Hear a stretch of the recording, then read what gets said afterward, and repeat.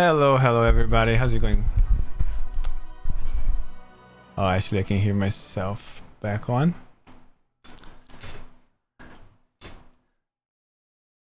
Okay, so let me see how Lionheart is doing. With me, we also have Big Robot. Hey, what's up, Caverna? How are you doing, brother? Not so bad, not so bad. Ladies and gentlemen, welcome back. I'm glad that we can cast this together this time. Yeah, that'll be fun. Yeah, for sure. And we have a Lionheart series, so it's not a normal series. There are no safe bands on this, is there? No, they are not. Nice. Do you have the picks already, right? Yeah. We have. Tell me the way. Wait, Alistair has picked France. France? Yes. Oh. And Lion did pick Brits. 1 second, let me just find France here. It's upside down. Did you say Brits? Yeah, Brits. Britannia. Okay. And I know what's coming from the side of Lion. Yeah. When you pick Brits on that map. So there's no cards banned, right? No, there are no bans. It's pretty much just the sieves. Some sieves are banned. Yeah, all the DE civs are banned, only legacy civs. Very nice. Yes. And the first map is Kamchatka. I'm not sure if we have an intro for that. Yeah, I can find that. Let me see. Probably have.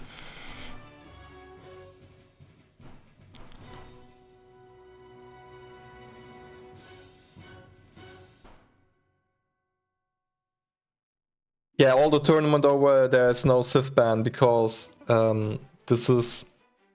yeah, I can play Spain and Kaiser can play Germans, or, you know, like Lion can play as well Spain or Brits. There won't be any civ bans because there was like a poll on ESOC where all the pro players did say their opinions on that, and it was heavily favored for no civ bans because it's a legacy tournament. So the most didn't want to ban any civ there. So is Sweden banned? Sweden is a DE civ, yeah, it's banned. Okay, so very strict. Yeah, DLC it's very banned. strict. Yeah, no DLC, no DE, no Africa, no USA. And that's a very nice tournament. I really enjoyed this. It's long, dude. It's long, dude. Do you have contact with the players to see Let if me it's see. Let me see. Alright.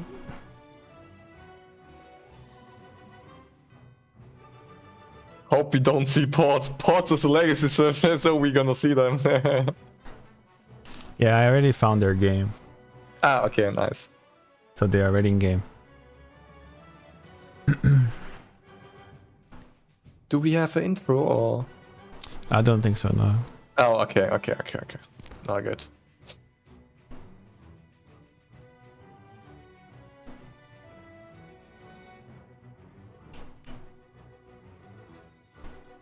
Havana, the beard looks good. Ah, Monk thanks. was liking it. It's good for you. I think I'm gonna turn on the audio a little bit up because I couldn't hear actually the game very well. Is my voice low or? I say something. Yes.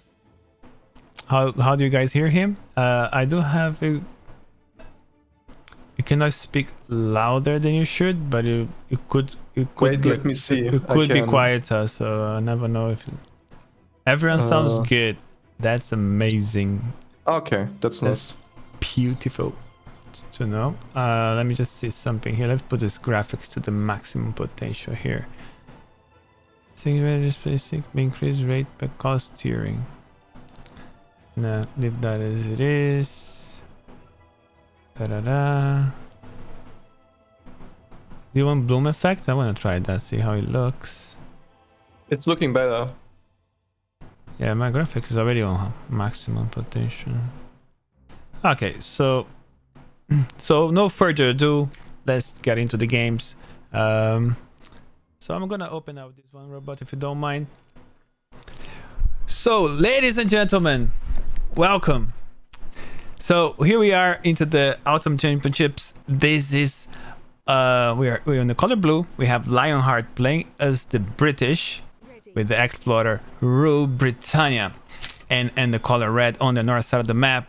Alistair playing as red with his explorer here, the Duck Bowden, and we have Big Robot. He's a co-caster. Welcome. Hey, what's up, Corona? I'm thinking of a really good matchup on this map, on Kamchatka.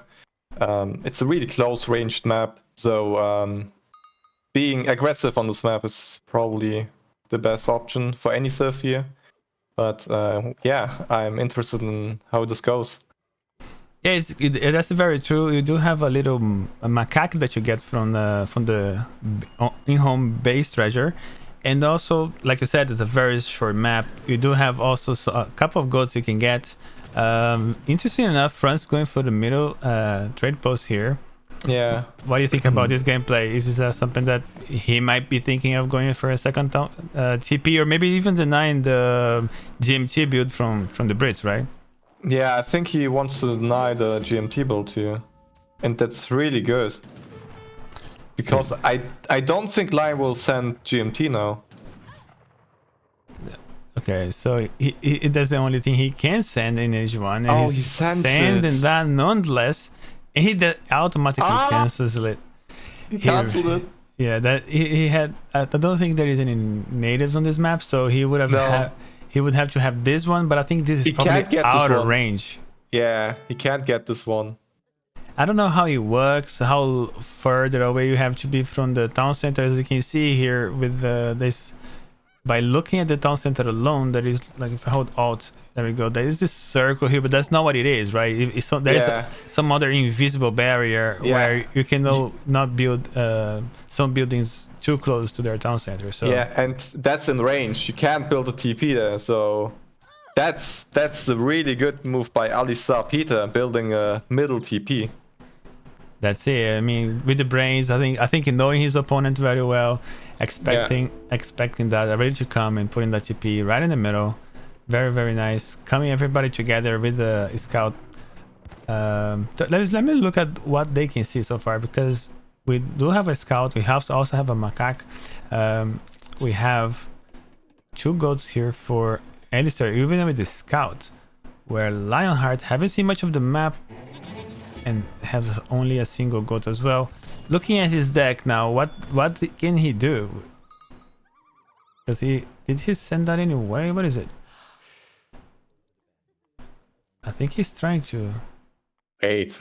He's trying to do it He regardless. can't take it though. I think he realized he cannot do it, so he will have to figure out a way. He did send it and he can't take it. Lion, what did you do? That's the problem with his deck. He's not prepared for anything else. Like, you have to be ready to have at least 3 villagers there in case something like this happens, so you don't get caught up, and then you have no ship in H1. That could be really, really horrible for his build order. I mean, I think Alistair is in a very great position, a very good start here against Lionheart. Now he has a quite useless wagon throughout the map. Yeah, he can probably contest this in the mid game and can take this trade post here from Alistair, but from this time on, he's really behind Lionheart. Yeah, he's really, really behind. He's behind in eco, he's behind in age. Like, Alistairpeter is aged up 1 minute before Brit is gonna age up. That's such a big difference. Yeah, he could have done anything. He could have even rushed. He can semi-FF. He can even go straight to H3, knowing that I think he saw the wagon, which also goes in his favor. Knowing that he sent that card in, he could actually just go to H3 and then naked FF. With a little bit more scouting, knowing that he has any other barracks or anything like that, so he can just go to H3 without making any units and he should be just fine. Okay, let's look at the French deck. We haven't actually seen his deck or even talk about the British deck yet, but it's quite standard deck here with the double goons, double skirm, also with the 3 cuirassiers, no natives, because no natives on this map, no mercenaries either in both cav double upgrades. goon is something I don't see every day though. 4 goons is the card, so I wouldn't put in my deck, for example. Yeah, I have seen that before. You know, it depends if you actually can get a big mass of dragoons, and you can have a a skirm going against Brits. If you have enough mass, that can come in clutch, or you have nothing else to send probably.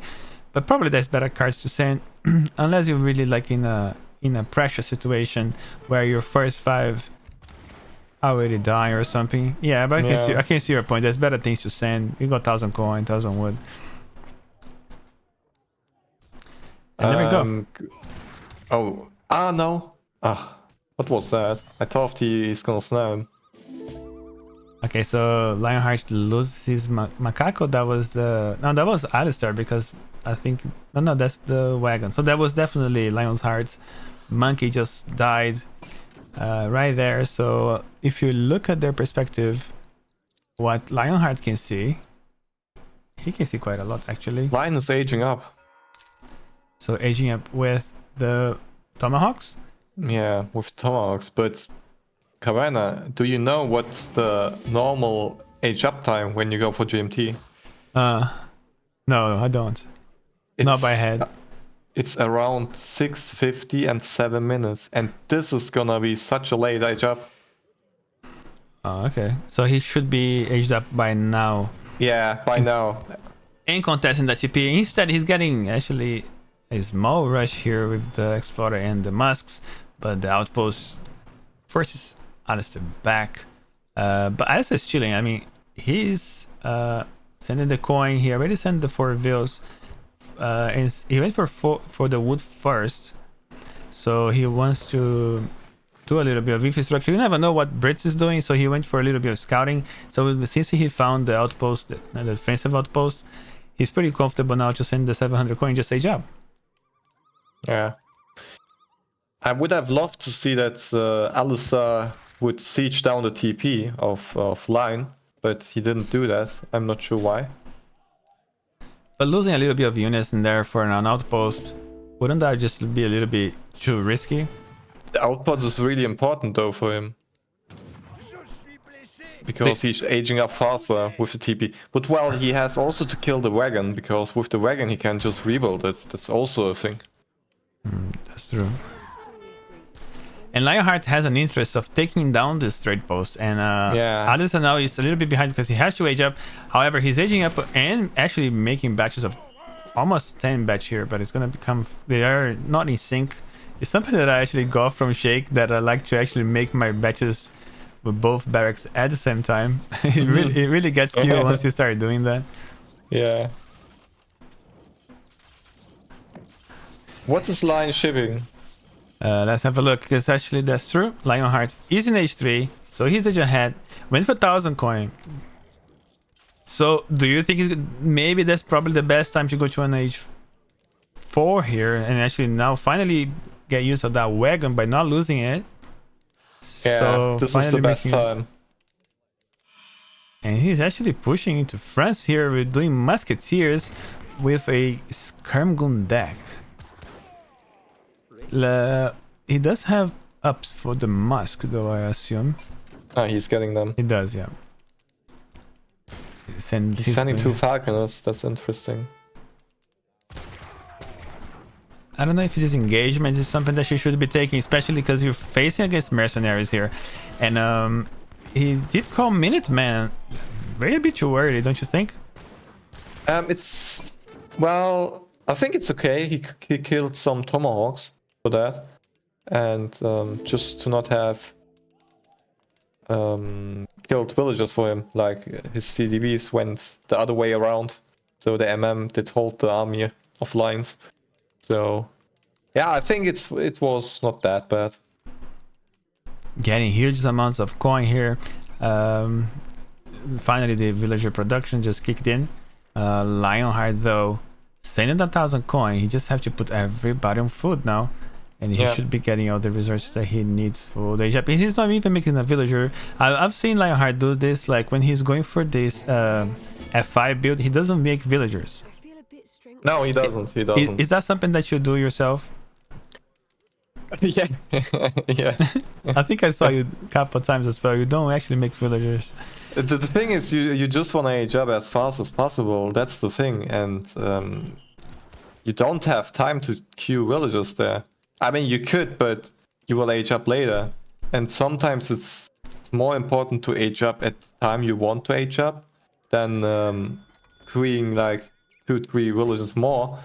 But it doesn't give you that back what you invest in the villagers there. Right. It's all about tempo and getting there to the age 4 before your opponent can do anything. You come with a strong army, right? Or better cards you can send in age 4, like factories or whatever. Yeah, yeah. But that's good by Alistairpeter that he goes for the TP, for the middle TP. That's important. He's gonna actually take it to Falconets. I don't know if that was the best option. He could have gone just wait a little bit more. He couldn't get the heavies. But is he aging with the Tycoon or he's aging up with the engineer? The engineer. Oh, he's getting 2 Falconets. Yeah. He was sending the fort and he canceled the fort.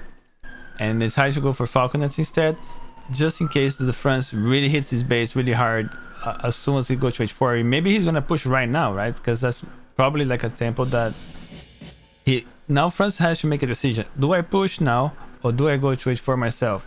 So he has to be that preparation to go to H4. He can actually go to H4 very, very, very easily here. He has really good economy. Yeah, he does not have to push this. He does not have to push this. But we do have 4 Falconets for Lionheart. There's not many units in the field. How many units we have here, Robot? We have 16. 16 counting with the incoming. And they are countering all of... He's gonna lose his Falconets, oh no. We're gonna have a nice volley here from Lionheart. They slightly getting out of range. Was that okay, volley? He decides to come back and commit to this, Lionheart. Into Lionheart's Falconets, and the Cuirassiers managed to connect to the Falconets, and the Minutemen is fighting over the Falconets from Alistair.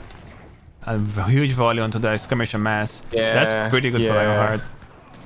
But Alistair has to micro more with the skirmishers. He can kill the Highlanders so easily, but he's not using them.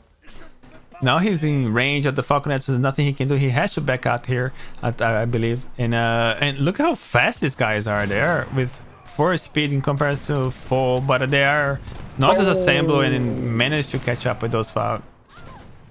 2 HP Falconet. Oh, he killed him. That's nice. That's nice. So he has another shipment here. He started doing halberdiers. I saw that. He only managed to do a batch of 2 though. And making his skirms and sending more skirms. Interesting. Still, there's no stable. There's no artillery foundry, so to try to maybe do like covering to actually stop Lionheart's push here, he's gonna really be in trouble. He should really go for Cuirassiers or like culverins. Because just look at this Caverna. He has 0 anti-cap, he has 5 Highlanders only. That's nothing. Yeah. What is this? He doesn't have a military building yet, Robro. Yeah, he doesn't. And he's sending pikes, so once the pikes arrive, that's gonna be clutch. But he has 3 Falconets, 3 flying rockets. I want you to say flying arrows. We just need culverins, and this is GG actually. Like, just imagine he loses 3 rockets and 3 Falcons to coves. Ooh. but he just cannot do it with his skirms, and he lost so much that I think there was a little bit of miss macro. And that's why I'm very skeptical when you push with falconets and you don't have a covering. And if I see that the engagement is not good enough, you just disassemble and move your falconets back, and you can do a pull trick as well with your infantry. But instead he just lingered a little bit too much and lost of the units. Now we have the coverings, but they are in range of the rockets. What was that? They're in range of the rockets. No. Oh, that was bad micro, not gonna lie. He's managed to save one, but now the units will finish it off. Such a huge investment lost into this, and Lionheart takes the win. I mean, he could have held this very, very easily. He had a lot of good economy behind this. He had a lot of skirmishers. It's just the covering micro, the artillery micro hasn't been great for Alistair, and that really, really cost him into this match. To be fair, Alistair played this perfectly with the start, with the middle TP start. Yes.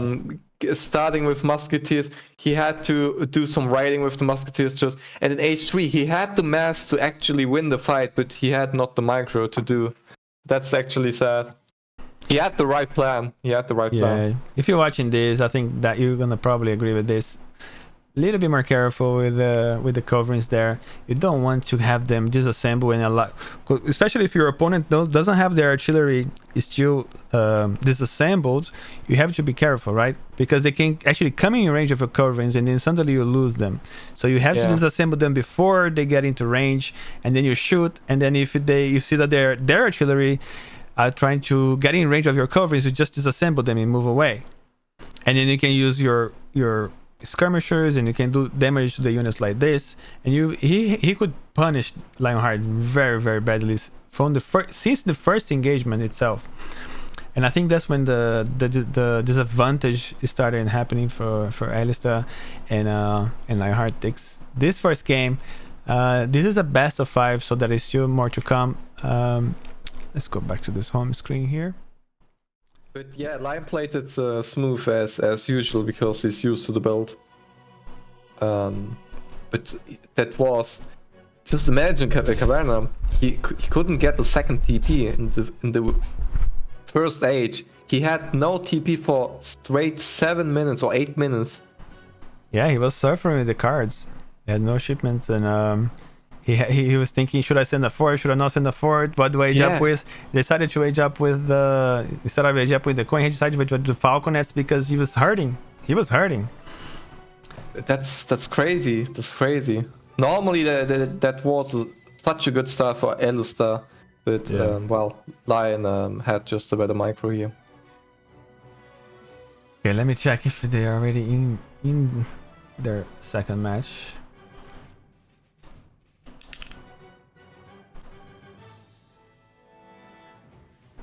Is that normal counter pickering system here? Yeah, Lion has to pick first, and then Alistair is gonna pick.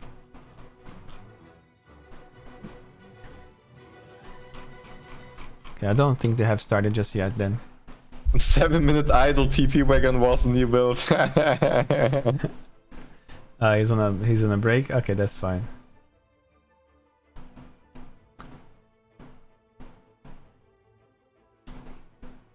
Yeah, I mean he had to capitalize on the fight, and I think the micro, you know, the Lionheart's so used to the falconet micro, that really paid off there. Had he lost the initial fight with when he had a bigger mass of falconets, maybe that was the time maybe that Alistair should have gone back, don't you think? Instead of actually taking the fight there, because imagine if he had those coverings and the initial falconets. It would have been really rough. And the mass he lost there. And the mass, he lost at least like 20 skirmishes there. It was a bit scary doing only skirmishes into that as well, because they don't tank as much, even though they counter the musketeers and the pikes themselves. But you have to be on top of your micro, right? The kiting system. And I hope there's no cav coming, right? You could have like a shipment, maybe like Lionheart could have had something like 7 hussars in H4, that could have been also a big problem as well. So you gotta be more careful. But he was actually doing musketeers. He could have that easily taken this game. It was very unfortunate for him.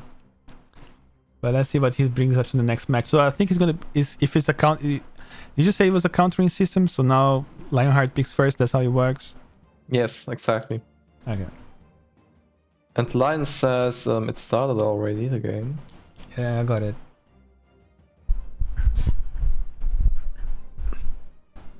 Okay, type some password. The second map is Mexico. Let me just set up this layout before we go.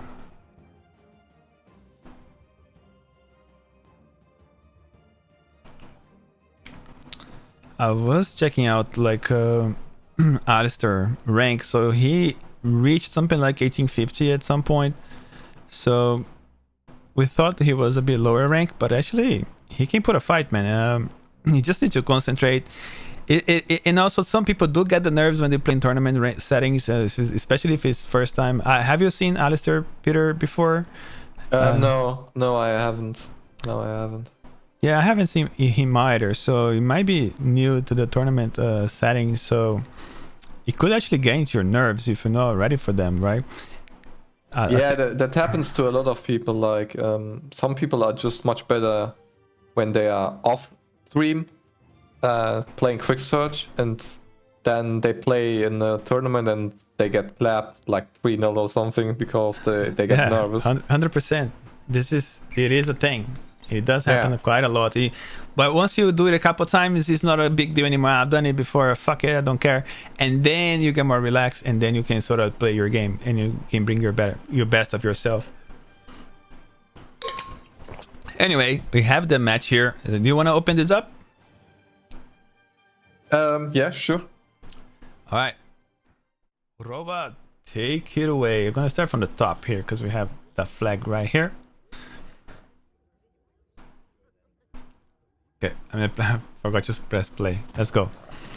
All right, welcome back, ladies and gentlemen, to the second game of the series between Lion and Alistair. We are playing on the map Mexico. Lion is starting as the Ottomans at the top, and Alistair is starting in the south as the Chinese. So, yeah, what do you think about the matchup, Werner? I think it's fair game. I think it depends, but I think there is both chances. There are chances for both to take a win here. I think if that is an advantage, I would say it's probably China has a slightly higher advantage here. You can correct me if I'm wrong. What do you think about the matchup in terms of win probabilities? I think if China can get fast to H3 and get sort of like the eco going, the wonders going, like it's better to be as fast as possible in H3. So that's, for example, the tower trickles more resources for you and stuff, and you shouldn't be losing your TP as China. That's also really important. But I'm not sure what Lion is gonna do. So it's an open game, I think. Yeah, that's the thing. Like on this map, let's just talk about this map quite quickly here. So CC has already like a very early TP here. Lionheart can go for a TP build here as well, which is quite it's quite nice for the Ottomans to have like 4 TP control here, and then you can have like a very strong military units that you can do in H2 because you can have your ABIS, then you can actually have the resources to afford them, and then you can put some pressure into China. But if you can do a good damage into China into H2, and then first maybe China to do some army in H2, that could be very beneficial to the Ottomans. And otherwise, if you go to the H3, you know, China can just maybe snowball you, and then you're gonna have to deal with very strong units and big masses, very good shipments, and just so many units that's really, really hard to deal with. I would like to see an H2 from we Lionheart. missed something. We missed something. Look forward. There are yellow dots. Oh my god. Oh my gosh, he's actually gonna rush. with the Merc build. So let's look at his deck. So that's Oh what my god! we should have talked about the decks a little bit. That's why I like to go through decks, because then we wouldn't miss this kind of build, right? So I just want to go through the cards I've never seen before. So Year of the Goat. Each village of town centers will do a one-time Master of 2 Goats. Weird. Year of the Goat. Year of the Tiger. So this is how you get some tigers as well. Up to 12 units. It depends on how many you have lost, disciples you have lost in the game. You got Furrier, so this is a food upgrade in H2 for huntables.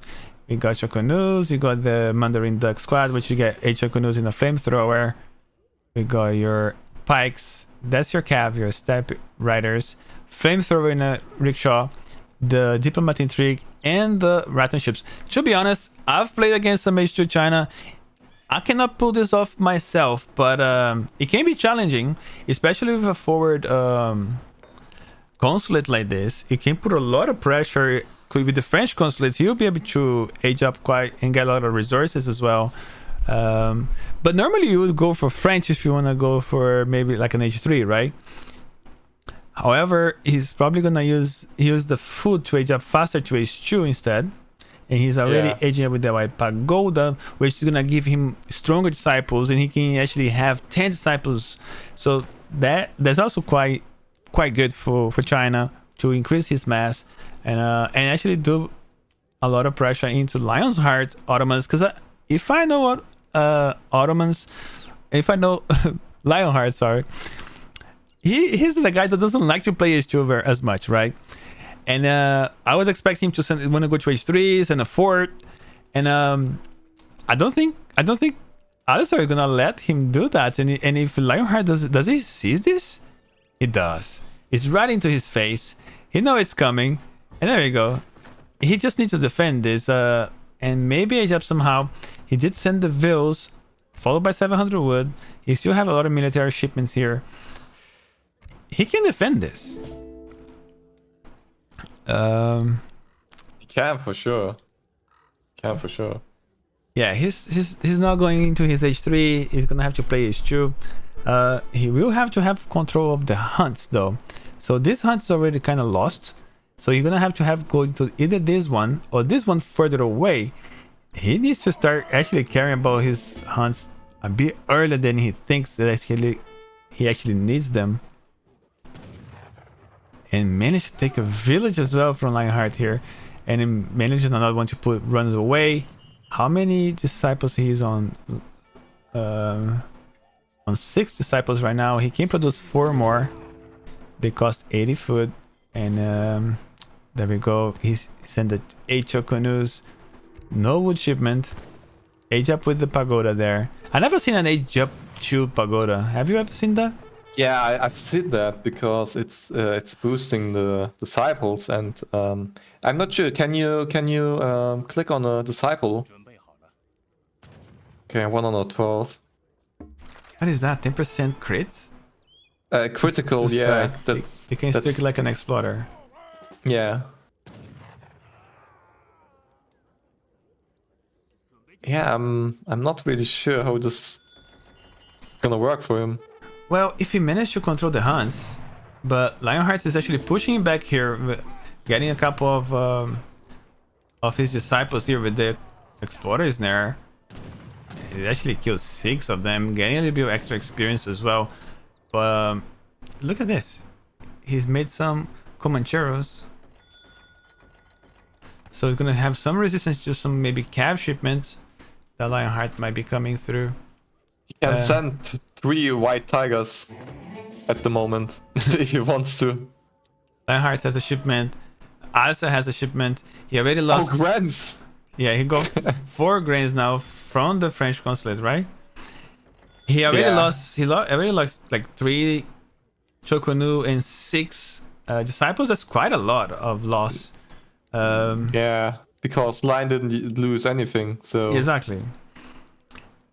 He just needs to contain Lionheart at this point. Imagine if he doesn't have access to these hunts. Lionheart is dead. But I don't know if he can actually do it. Look at this. A big mass of musketeers here with the +5 Abas here. Lionheart is in a great position to defend this. He's sending ads up. Okay, Lion is just going full army H2 play and is probably gonna win because Alistair's composition isn't countering Lions. That's the problem. Yeah, there's nothing here that really counters this mess here. Look at this mess. You have, and it's like his Skirm Musk, right? Where here is a bit of everything. Like maybe like trying to going to a right click kind of option. With just some goons in case he's. Oh, there we go. The Rattan Shoes. That's a good unit there. Can the Rattan Shoes deal with that big of mess of musketeers? No, not really. No, really. Because the Janissaries have still shield resistance, like melee resistance. So yeah, this is just not the fight Rattan Shields want to take. He will take it down the house. The Minuteman is called, and the Minuteman engages now with the Rattan Shields. The Abus, all the Musketeers are fighting. The Rattan Shields are trying to get closer to the Abuses, but Lionheart just with the macro here, not letting him get even closer to the Abus at all. That was really good micro there. And he's actually getting into those Grenadiers with the Abuses. The Grenadier has a volley. Some members will be lost here, but you're gonna have left a big mass of Musks and Azaps here. Still 3 of those Abus alive. The whole mass from Alistair is done for. I just want to say that this is pretty much over here. This is over, and Alistair calls it. Yeah, I think your H2 that I've seen work. People say H2 is crap. I agree with that. That's something that I say. But if you're gonna do something, I think you have to use the artillery in H2. That's why I think that's the get they do better. The Pagoda, I never lost to this before. Have you ever lost to a Pagoda age up? No. I have lost to a factory age up with a lot of factory age up. Oh, yeah, you mean the tower? The tower, yes. Yeah, okay. Same. And with the flamethrowers and in the Castle Rickshaw, and then you send the Mandarin Duck Squad. That sort of thing, it was a bit rough to stop, especially if you don't see this in front of your base. Imagine if this was like here, like a couple of inches further back. Lionheart would not see this base. He would go to H3, he would come with a big push, and then you can manage to take his town center before he can do anything. That really hurts. But because he was a bit too forward to my liking, and he just was inside in the vision here of his units, that was a couple. Must be herding or something here, or maybe the Explorer moving around just managed to see that. Yeah, very unfortunate for Alistair. Lionheart with a great defense, and we are done with game 2. Yeah, GG, well played. GG's. So we have game 2 victory for the Ottomans and defeats for the Chinese. So Lionheart needs 2 more wins here to do a 4-0. With that, he needs one more win. One more. It's best of 3. That's not best of. Yeah, it's best of 3. So one more win. Yeah, that's right. We are in a dangerous position here for Alistairpeter. Yeah, I hope Alistair wins the next game, so we get more. And I think Alistair could have a cheesy strategy on Painted Desert. It's the 3rd map we're gonna play. So yeah, let's see what Alistair has going there for him in the next game. Let me see if they already started their match. They have. They have already. Okay. Very nice. Nice. So you might have a quick one here. So we do have a following series coming through after Lionheart's in Alistairpeter. Who do we have next? We do have Swisher Guts against Moonshine. Have this guy showed up? Because there was some sort of doubt whether they would be able to play or not. Yeah, I think they are gonna play, or they should have played. But I'm trying to get the infos. Yeah, it should be in 6 minutes, so it might be enough time if Lionheart takes a win here. We just going straight into the other one, but let's see. Yeah. It was it 8 or 9? Let me check. It was I did post 100 minutes. No, it normally 7:30. has 7:30. 7:30. Yeah. Oh, wait a second. No, That's wait. Saturday. I'm looking at the Saturday one. No, 6:30. They must have started. So they are Okay. finished, or Yeah, we might be able to see recordings. I really don't like that because we might get out of sync, but we play from what we have, right? So it's Cabana Jet Engine Aircon. yeah, I'm turning it off because it's super hot here. I have to turn it off in between games. So all right, so we are into game 3 here. We have Lionheart playing as the Russians. I assume he is being counterpicked here from Alistairpeter that lost the previous match, playing as the Aztecs in the color blue here. We have his explorer here called Tlacotzlin. I think that's pretty much the default name he has been given to the explorer. However, here I think Lionheart's a little bit more creative with his names, but this is also probably pretty much the default one. You got the bear skin here from Lionheart, bringing up his skins here. I'll let you. I think I know a little bit of this matchup. As far as I know, I think between Aztecs and Russia wants to play in his base and actually not rush this and play a little bit more defensive. And Aztecs should really push this. I think that's pretty much how I would see this. What do you think? What is the gameplay here? I think this is really favored for Alistair, because Alistair is a Aztec main and he got to 1900 with the Civ. And Lion, I've never seen Lion play Russia. So yeah, I mean, Lion is a good player, but if he doesn't play a Civ, so it's hard to play a Civ in a tournament, and you barely have played it in your life. So how he's gonna revolt as Russia? Well, you can revolt to Hungary or Romania, I think, but you don't get there against Aztecs. That's it. That's it. This map there's no TP here, so that's pretty much why he's going for Russia. That's why also it's pretty good for Aztecs. That is so it's very likely you're going to be seeing H2 Aztecs, right? Because there's no TP. Yeah, but the good thing is that Aztecs can just boom with 10 warrior priests in H2, and they have 10 TPs, like the same amount of XP. That's true. Lionheart coming sneaky, managed to steal here 30 experience here from Alistair. We do have the community plaza in base. He's already going for the cows. This map does have some cows scattered around. You can see there's one more over here down south, and very few treasures. They are not hard to get also. And there we go, the explorer bullying here.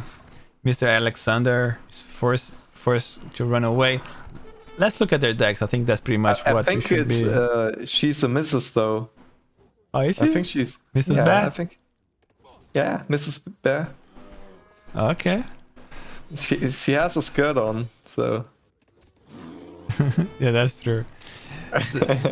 So that's Lionheart's deck. Here we do have the distributivism being sent already.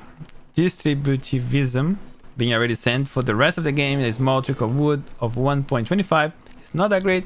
It's not that bad.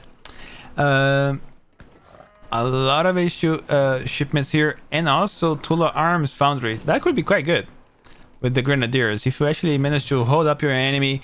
And does it get a wagon as well? It does get a wagon, so that's pretty good. And also sends 2 Grenadiers on top of that. I've seen a bit of mix of if you do Strelets, Musketeers, and a little bit of the Grenadiers for Russia. It's not a bad build. I do like what I see into Lionheart's deck here. What do you have any comments to add up to Lionheart's deck? Anything maybe H3? I think there are some weird cards like the Tula Army in H2, the 6 Poruchiks in H2, and probably the 1 Infinitive, or like the double, the H4 card, the Great Bombard, the Imperial Great Bombard. I think that's not really a card you want. The 2 heavies is probably better. 17 hussars for 2,000 coin. Interesting. Yeah, that's Are there an amazing H2 card. hussars? No, they are guard. A guard? Wow, that's not Yeah. so bad. No, it's not. It's a really good card, but when you have 2k coin, right? Yeah, that's the thing. But Alistair, on the other hand, sent 3 villagers, followed by 700 wood, or maybe followed by 700 wood, yes. And No, after... Alistair has already sent 700 wood. He aged quick, so Yes, he has everything down what he needs to, and now he's spamming in it. correct. So Lionheart doing a little bit of walling here, building the market. I thought he was building his second blockhouse, but no, he's just playing this a little bit more defensive here. We have 4 Puma Spearmen here, 12 Autotune Slinger. That's a good mess of skirms here. He can do quite a lot of damage into Russia right now. And he has to deal with this wall here. Loses a bandit here. I think probably a converted treasure guardian here from the Aztecs. We do have our Cossacks in the field and a little bit of the recruit, which is the musketeers. Okay, what's Lionheart doing? Let's put it in Lionheart's perspective here. He's finally getting hunting dogs. The Strelets are coming in the way. He's not training villagers. How about his... That's hurting. Yeah, he does have a lot of hunts here. Yeah, because maybe a slightly delayed steel traps from the Russians to maybe to get that batch a little bit earlier, Robot, so he doesn't actually die. A good pickup here from Robot, from Lionheart. Alistair is losing 4 maces for free. That hurts. There were Autotune Slingers, I think. Yeah, there were archers. A little bit of stall here from Alistair. He doesn't have also melee allies. He does, but he's not gathering any coin here. Instead, he's making... Did he make more? Yeah, he sent 8 more slingers. Following up but a nice batch here of coyote runners. Right on time. And he has a big mess. This is a go time, Robot. The thing is, he has to go in with... Also, it's kind of a bad fight for him because he's gonna lose much. Because there's a blockhouse, there's a TC, there will be Minuteman. I'm not sure, but he has to, right? So... I think he has to put pressure nonetheless, see what Lionheart can do. I like that he's going for the houses, not for anything else. That really is really gonna hurt Lionheart here. Almost getting popped here. If you get another house, that's gonna be great. Haven't taken much damage. Lionheart decides to go for his forward base, just buying himself time, adding a gate in the process. Okay, let's see what Lionheart is up to now. He's making the Poruchikis. Interesting. Yeah, they are the Russian Alps, but they are really weak, really weak. They have 17 damage. Do they have any? Let's see their counter. 2 times, so that's gonna be 34 damage against Cav. It's worse than a pike. Is it? Yeah, against cavalry it is. And they have 3 rates of fire, which is not great. But no, gonna be useful against the coyote runners if it was macroed well. It could be quite useful. There's a big mass here from Lionheart. I can say it's pretty much anybody game here with a good macro. But no, the the coyotes Oh. and the Poruchik now actually paying off here. Another loss here from Alistair. Just adding up to the Lionheart mass now. He'll be able to now produce villagers. He's on 22 villagers in comparison to 25. So we have a little bit of advantage into Aztec side, but Russia can scale. Given enough time. How many you have in the field? 29 archers. Why are you not using them? Instead of sacrificing our coyotes. He got the 3, the Jaguar Prowl. The big button coming through as well. Yeah. I'd like to see the Mayan allies as well. They really help, especially against the Cossacks. He's just training more and more automaton slingers. Look at the mass of Porochikas from Lionheart. He's sending the Grenadier card. He is indeed, and the Porochiki doing great damage into the Coyotes. The Cossacks taking position. This unit has been shooting all this time. Also, are under fire from the town center here with 12 villagers inside. The blockhouse almost has been down with 100 HP, doing damage all along. And there is a cleanup. This is a cleanup, yeah, and Lion is winning the 3rd game, it looks like. Exactly, GG, well played. Lion is advancing to the next round of 32. That's GG, very nice. well played. Yeah, very good strategy from Lionheart. The wall really put off the push from the Aztecs and set him back quite drastically, losing units in the process. Maybe giving Lionheart a little bit more time than he should have. Maybe with the help of the Mayan allies, maybe could have taken a little bit more houses early on. I think that could have inflicted more damage to Lionheart. He just had to rush a bit faster with Aztecs, don't you think? I don't know why, but it felt really slow what Alistair did. I think that's not how Alistair could have played the whole series. I think he just was too nervous. He couldn't play like he wanted to do, I think. He had the plan, but he could not execute the plan. Like in the first game we saw it.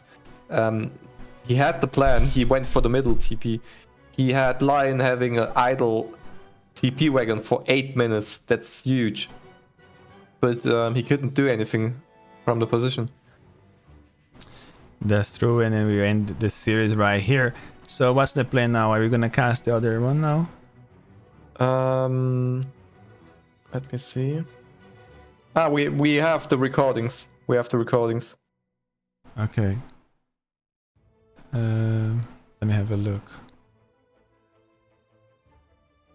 They are in the game section. Swish versus Moonshine. Okay. I hope they are in the order. Let me see. Yeah, they are in order. Let me just rename them quickly. Mm-hmm.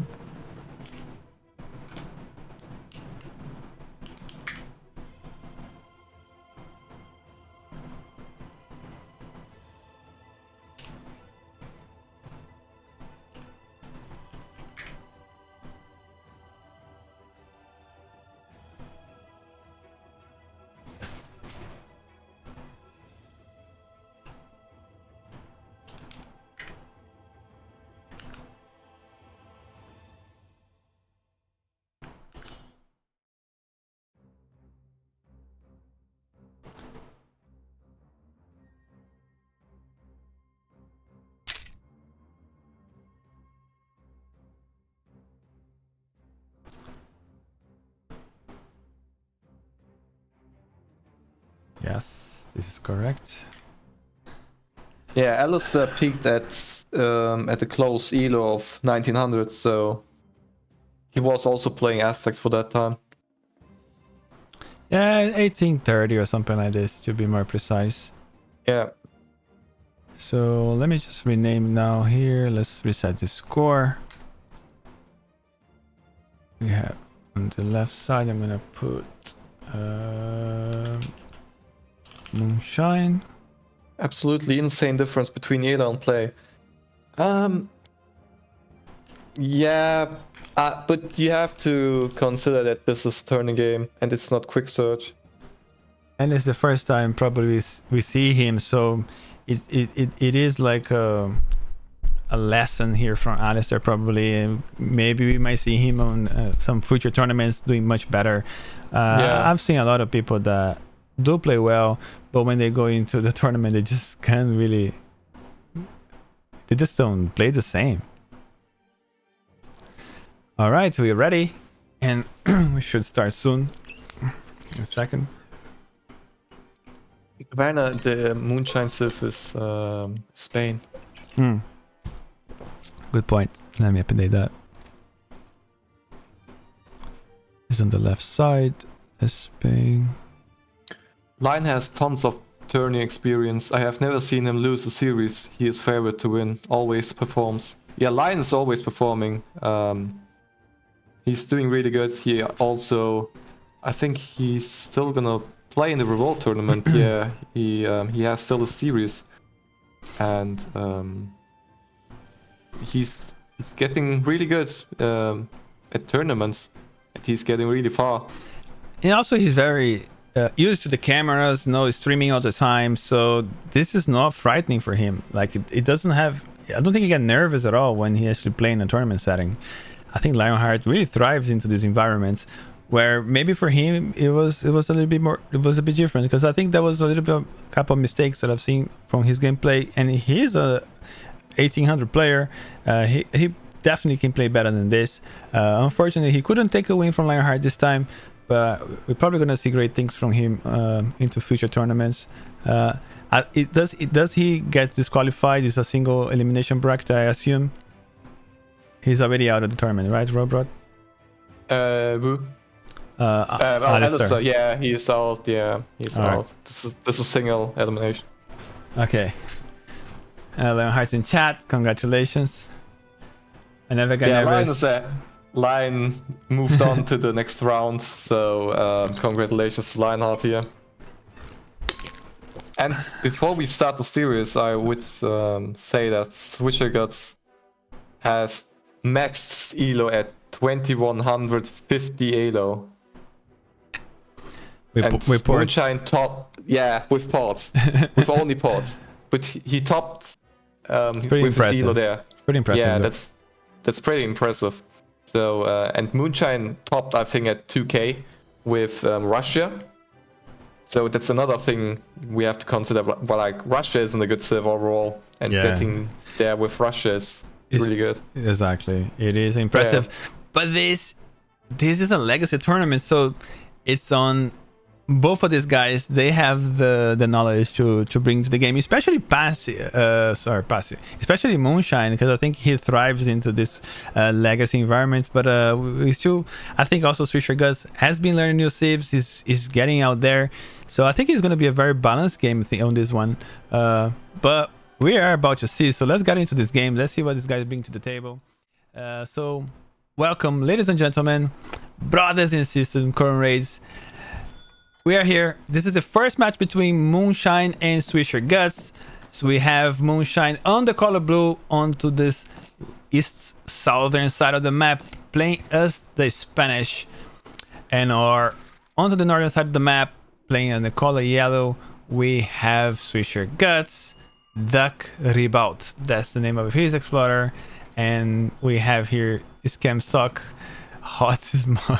Okay. I shouldn't have read that, but there you go. He's going for the 40 wood here.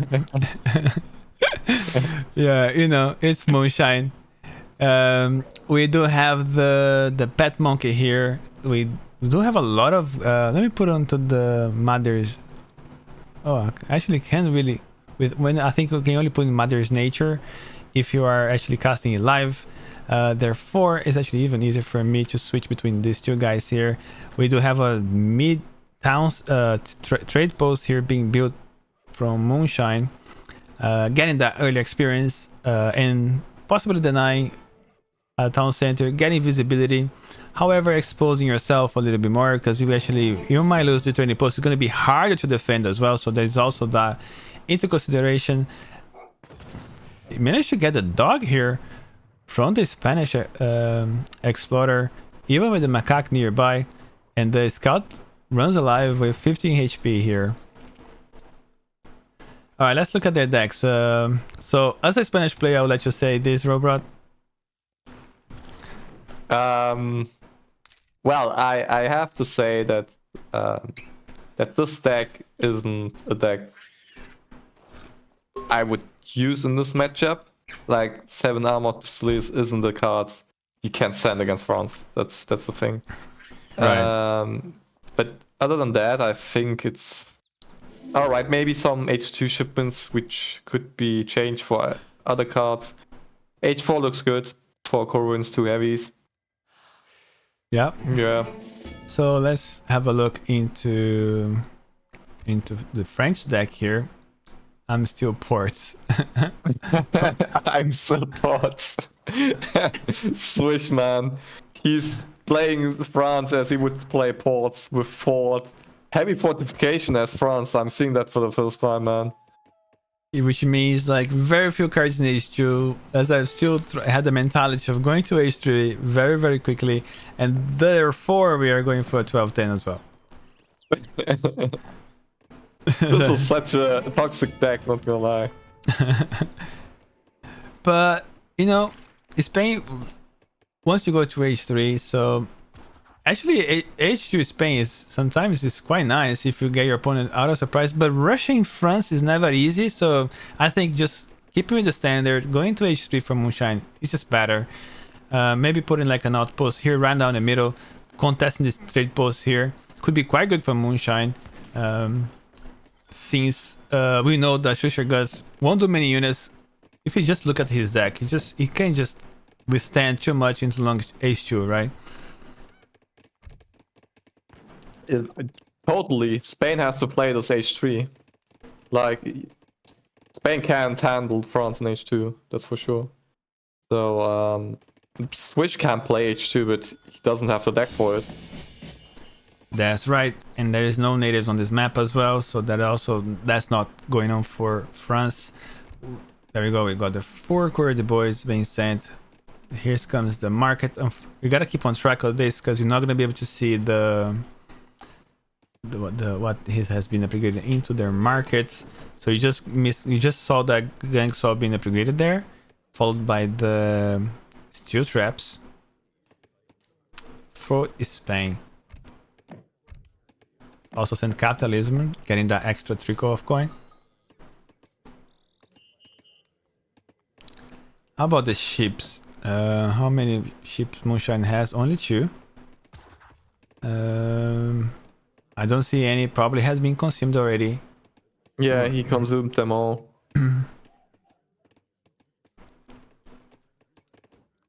Okay, so there we go. The H-up comes up. The outpost is on the field. There is no church card, so that we're not going to be seeing anything funky here. That's as legacy as you get with Spain. Oh, he's getting a second TP. That's greedy though. I've seen people doing this quite a lot. What do you think about this? I think it's greedy. Greedy. Do you think he could maybe play some sort of like defensive Spain? I've seen that a lot as well. Look at this. Swisher good going the pikes, being the outpost being caught up here by the explorer. This outpost is in danger. The spy's gonna connect this. He already took he actually knew that he took the TP down already. Mm-hmm. Can he place this in time? He has to place it right now. He doesn't have time to actually reach. He's calling him. Oh my god, he lost it. Oh no, he lost his tower. It's really huge. Now also Minuteman being called for Moonshine. Yeah, he knew that his outpost was being sieged, so he had to be a little bit more careful. His outpost maybe going to this route would be a little bit better. Or maybe even like cancel the APM. Sometimes you don't have it. If you don't have your delete key ready to go, so you can quickly here delete and actually build your outpost here. With the Minuteman, you'll be able to contest those spikes a little bit better because he will actually be focused onto the construction of the outpost. But even so, I think because they were so close, Robert, even if he builds the outpost, I think he will still be sieged very fast, right? So bad. Is this Kaiser smurfing on Moonshine's? Oh my god, he calls it. What? Oh, Moonshine. Oh no, man. What the fuck? I don't know. He can still play this easily. He just tilted. Like, I don't get how we aged up that late, not gonna lie. He aged like at minute 5. Yeah, he got Minuteman at this point. It was really hurting him. Yeah, and Swish just won by trading 5 pikes. That's amazing. Yeah, it's pretty much like an in-base spike here. Wow, that's crazy. All right, let's look at their second match. So let me update the score here. Swisher Guts takes the lead 1-0.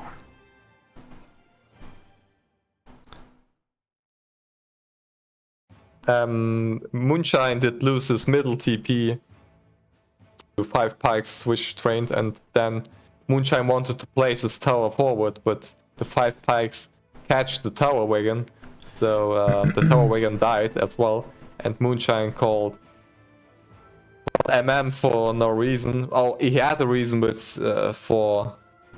he had no value out of the MM, so yeah, it was GG. Some Moonshine.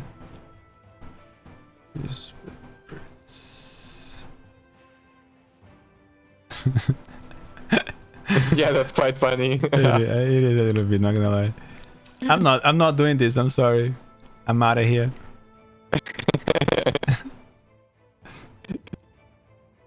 You're a castle moderator. You're everything. You can't talk. Okay, I'm sorry for that. So we do have Moonshine's gonna be playing Brits and Swisher Guts. So I'm gonna interpret that. He aged up at 5 minutes. That's crazy late. Swisher Guts.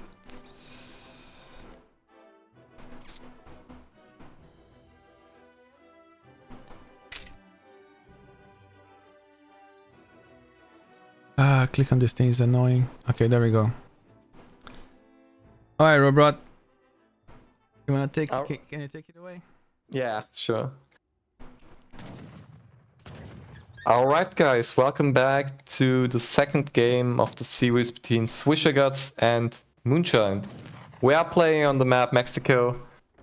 Swish is playing as the Spanish, which he can play really well. And Moonshine is playing the color blue at the top of the map as the British. I've never seen Moonshine play Brits. I don't know if you have seen him play Brits, but I haven't actually. But this is normally a Brit favorite matchup. So yeah, I'm kinda interested on how Swisher plays this, because Swisher is also doing some fun things on a native map.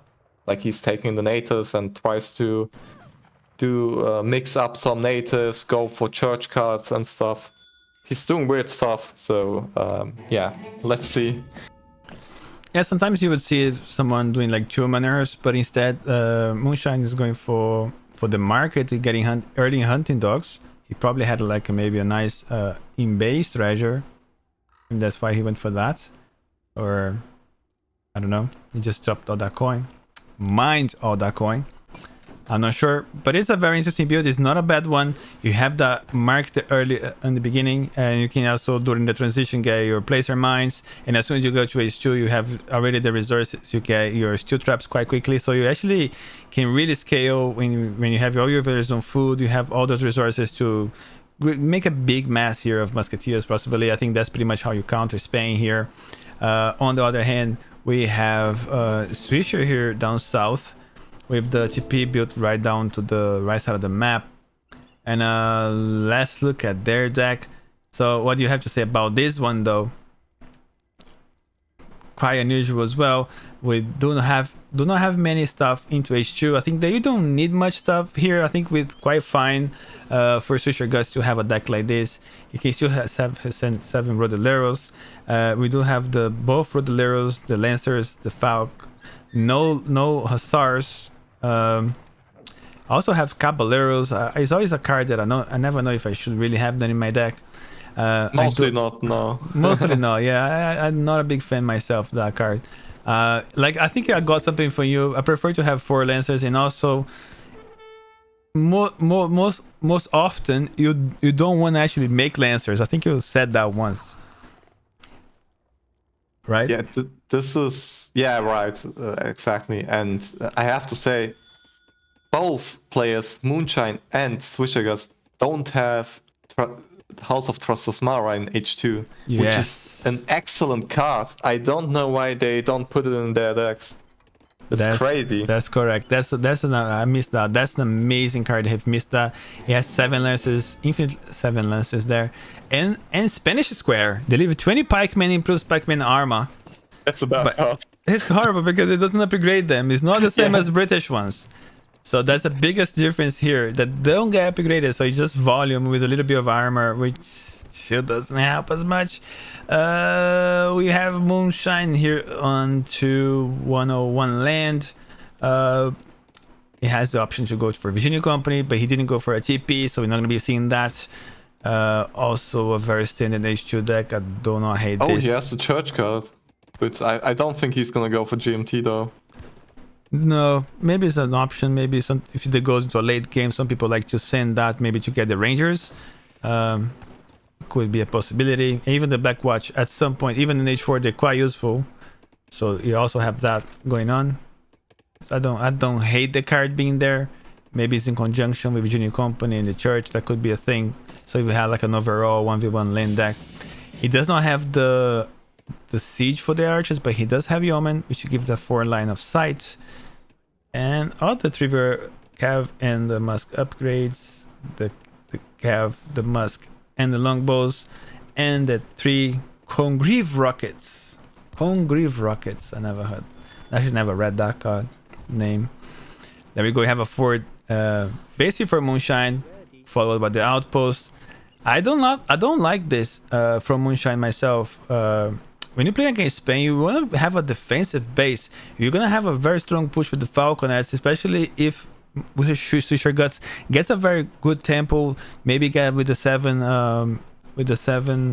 Rodoleros in H2. It could be quite a problem here for Moonshine to try to defend this outpost right down the middle of the map.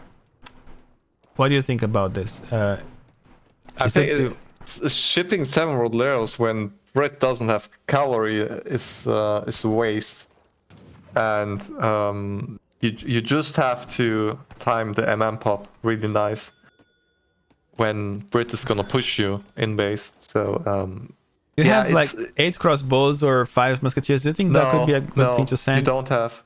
You don't have. No. You have 5 musks though. No, you don't have anything. No, you don't have musks. No.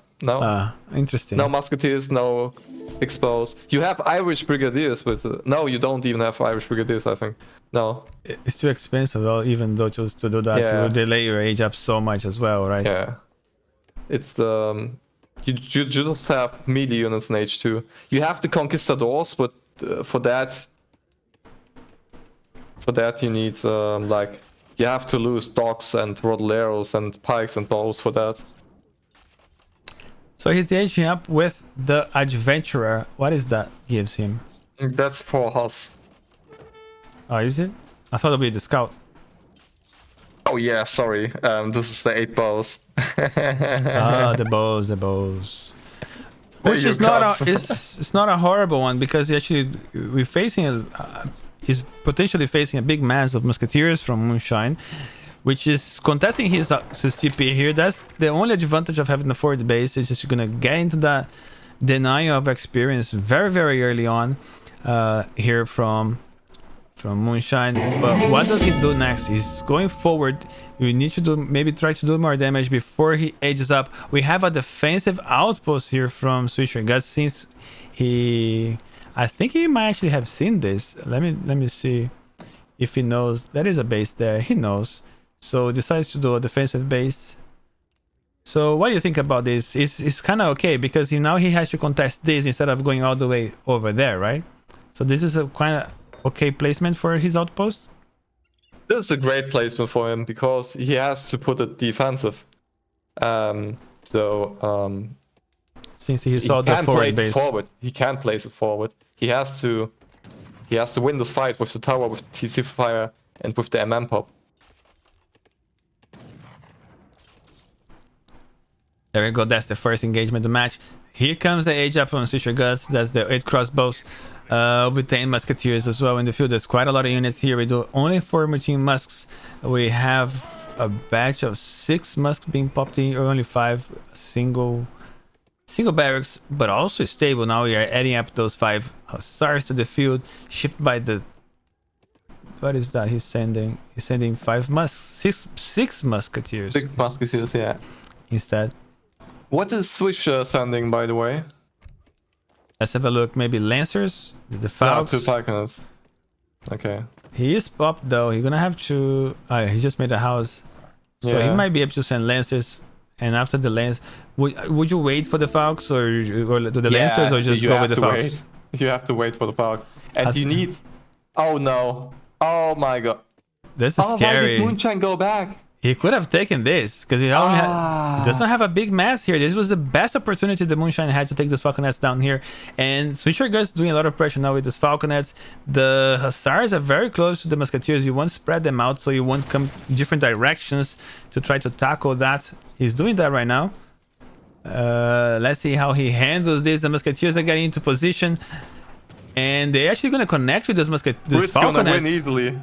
Brit's gonna win easily. Moonshine is just clapping here. Yeah, this is a big clap. There's nothing he can do. He's going to have to run. He's going to lose all the crossbows very easily with the snare here from the cavalry.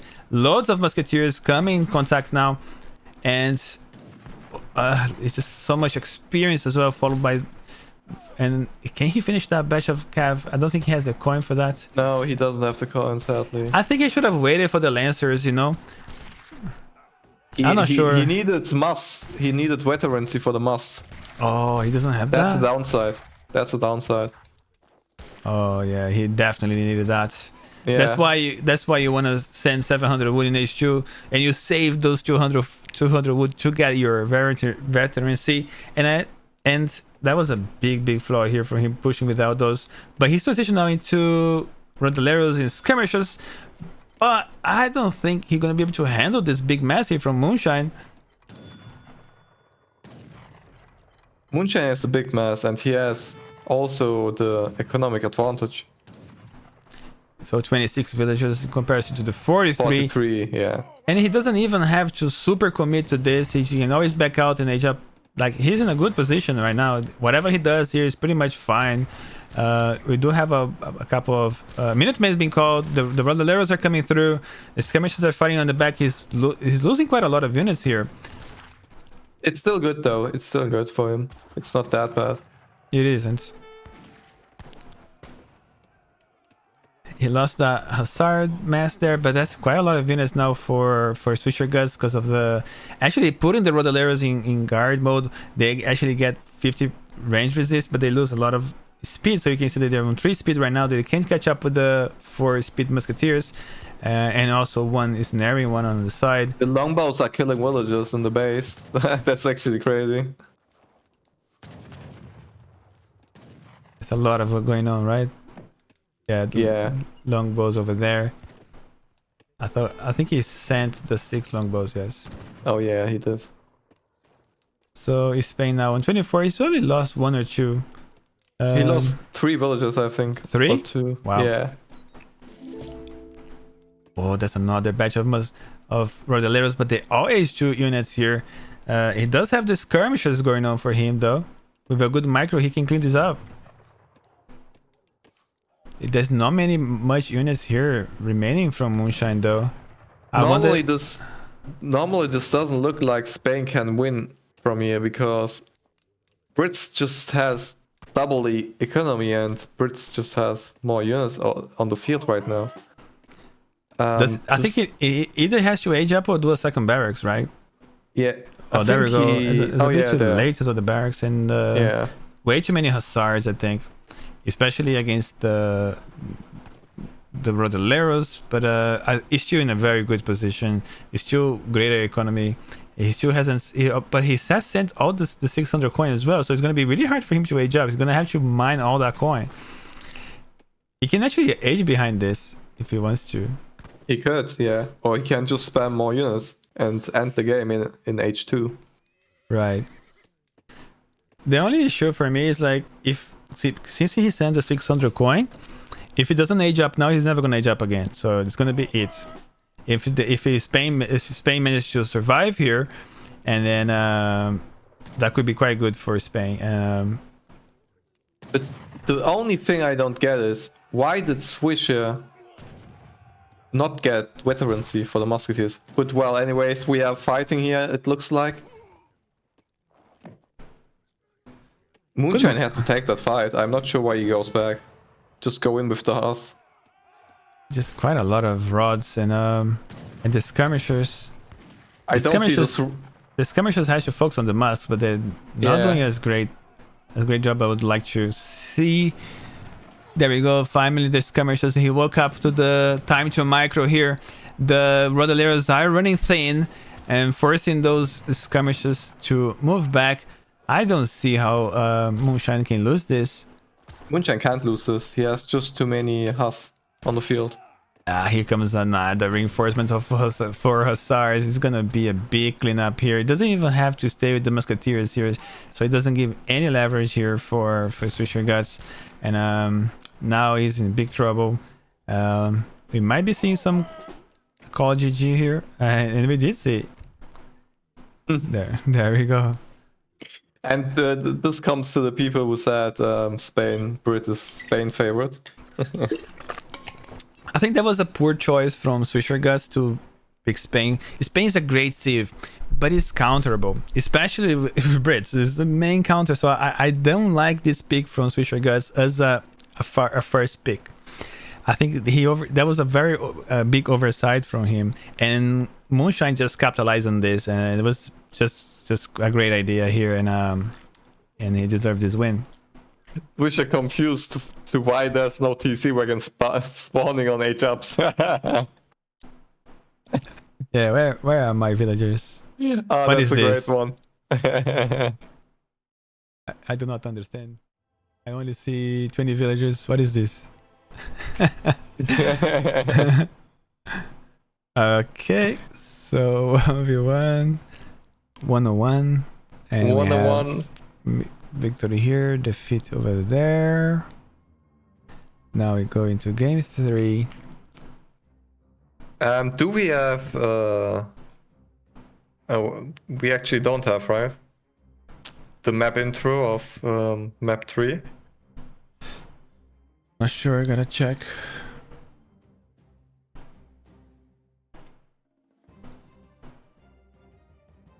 It's painted desert. So this is Painted Deserts. Let me check. I have, yes. This one I have.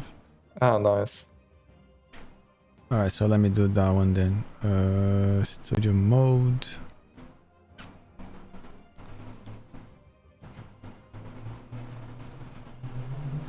Alright, let's watch that.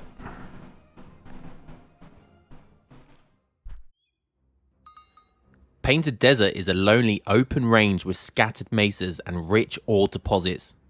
Hunting is plentiful, but wood is a little scarcer than normal. Lost cows can also be found wandering among the mesas. A string of 4 Apache and Navajo villages divides the map into 2 symmetrical halves.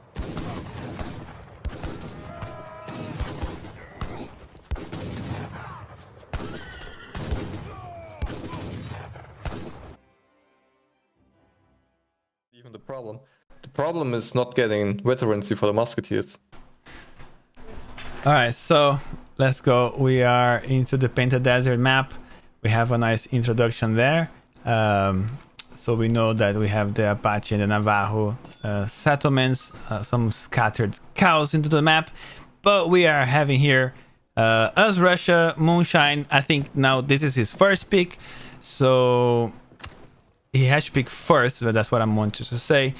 Playing the color blue into the southern side of the map, where we have Swisher Guts playing as Portuguese here on the north side of the map, and he is counter picking Russia with his main Portugal. There is no TP on this map, so I think it kind of works for Portugal as well, right? But I've seen that might be another side of mine, but I think it's okay to play ports without the TP, right? Robot, you there? Yeah, I couldn't hear you. You were like Oh, really? Not. Oh yeah. You were gone for like 10 seconds, so I couldn't hear anything. Okay, welcome back. So I was just asking you, like, on this matchup, Portuguese doesn't have a TP. Is that something that's gonna hurt him or not? I don't think so. I don't think so.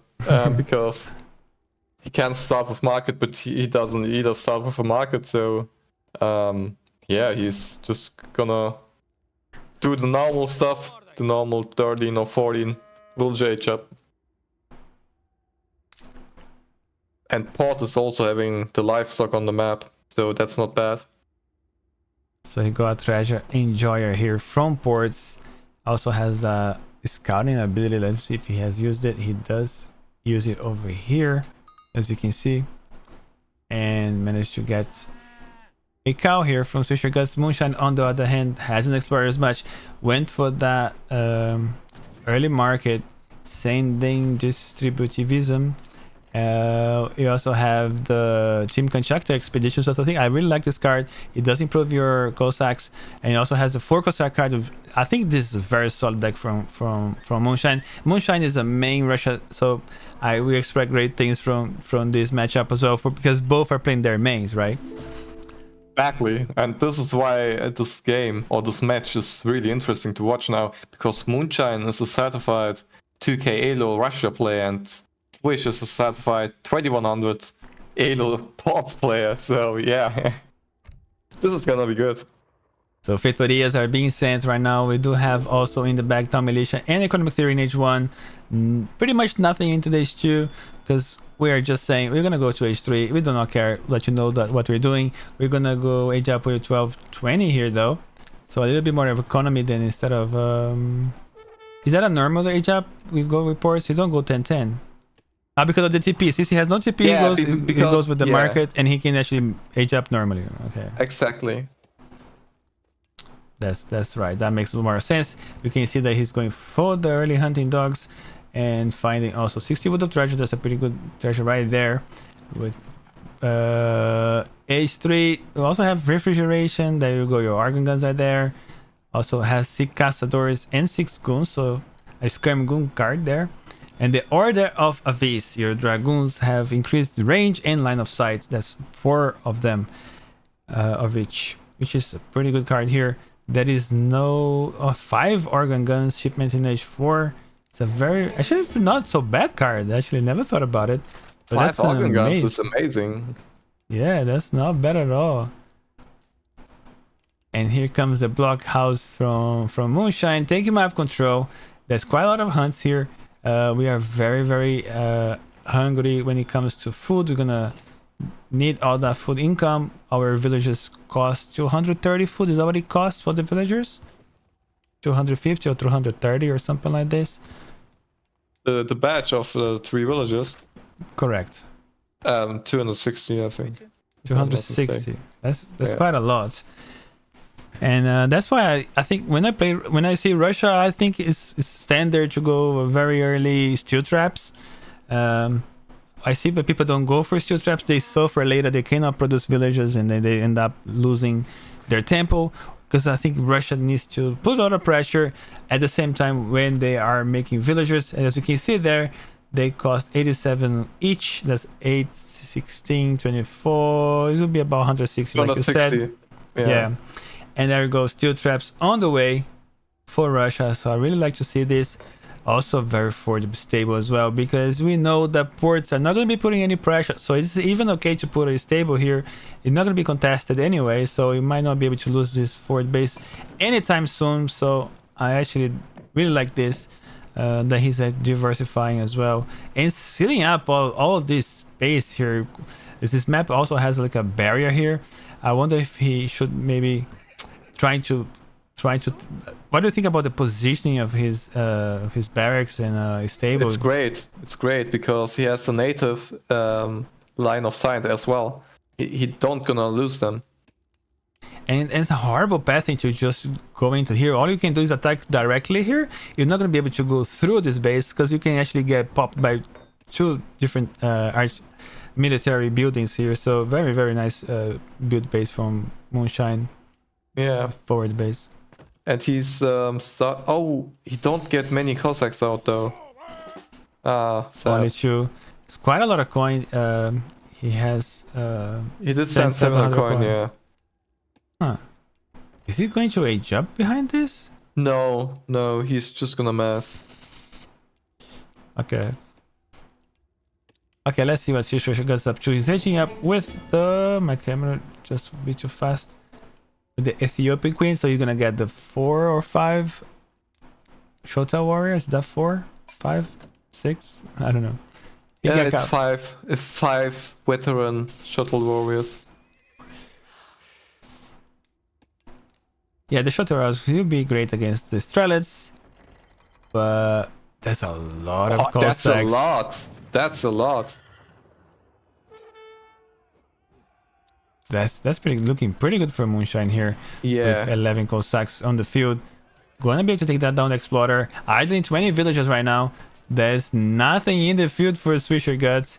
Not a semi-FF. Here comes the covered wagon. And just on time. Right. No. It's Cos are splitting. going back. I think the Cav is still gonna be able to catch up with that town center if he's clever, because that's the timing, right? You want to be in his base when he's aged up, so you can actually take the town center. But he loses all the Strelets instead. But I don't think that's a big deal either. But it's looking now he has to siege quite a lot. He could have taken that early on.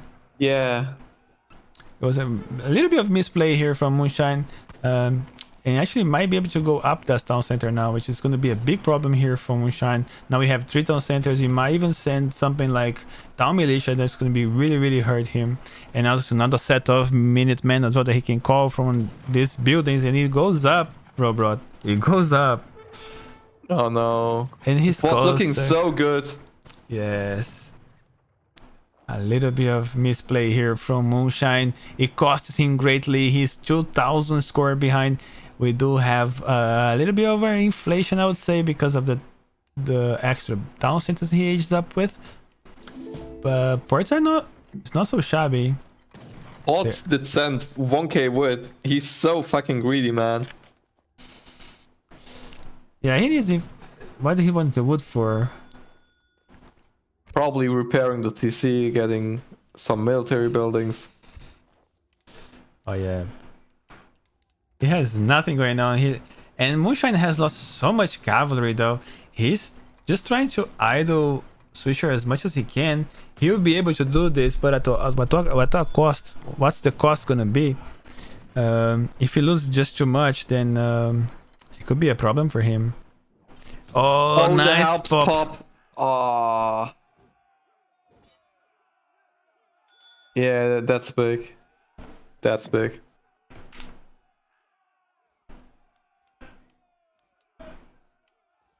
Well, now he's gonna put a stop into this harassment here from Moonshine, because he has to do some Strelets now, or age up himself. Let's see what Rush is up to. He's still making more units. We have 13 Cossacks that are... Is he making Strelets? We can't really tell. Let me see. Yeah, he's shipping the Strelets. He's on 26 villagers. I can't tell if he had a very steady production of Do villagers. we have steel traps or? Yes, he had steel traps. Don't think... possibly placer mines. Not sure.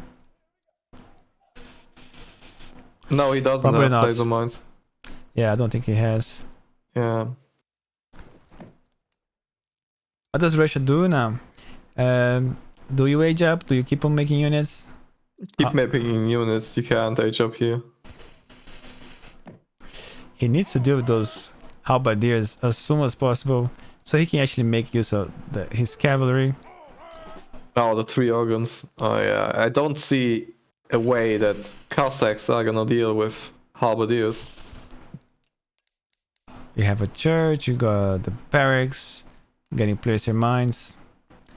So you're gonna see a artillery pike kind of push. And you're gonna be able to contest this base here, and he can't really fight this because he has the counters. And Moonshine is in trouble here. He's trying to get a play here. So you should guys just see right in time. Drag box this. Oh, Moonshine's coming. This is go time. But the Cossacks are killing the organs. Yeah, but the halberdiers are cleaning up. It looks like, and Strellas also cleaned up. One organ is still alive. Yeah, this is GG. There's nothing he can do anymore. He's gonna have so much siege power here. He's gonna take his forward base, go to his base, and he's on 36 villagers, so he's ahead in his score. Moonshine calls it boring and resigns. Yeah, he needs more Strellas. He needs to deal with those halberdiers. He knows those halberdiers in the field. He just needs to have a little bit more Strellas, and he kept making more Cossacks. I think that was the oversight for him. I think he had to stop doing Cossacks, probably drop a second blockhouse somewhere, try to take more map control and scale more. He just needs more infantry. Rainer, what do you think? Do you think actually Ports is too good right now? Because as we saw, he did train no units than 5 halberdiers, and he just shipped like 8 halbs and 3 organs, and he won the game already. I don't know. I think Russia could have done better. I'm not gonna lie. I think Russia could have taken this town center. Could have taken the pop. What's they called? The shotels a little bit better. He lost that batch of Strellas with 5 shotels.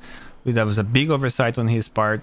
He could have taken easily with the Cossacks, taken the shotels, and with the Strellas, start harassing the town center that he knows is gonna pop up because he just aged up. You have to be on the temple looking at the age up from ports. He had nothing. So do I think ports are as a very strong civilization? I think it is.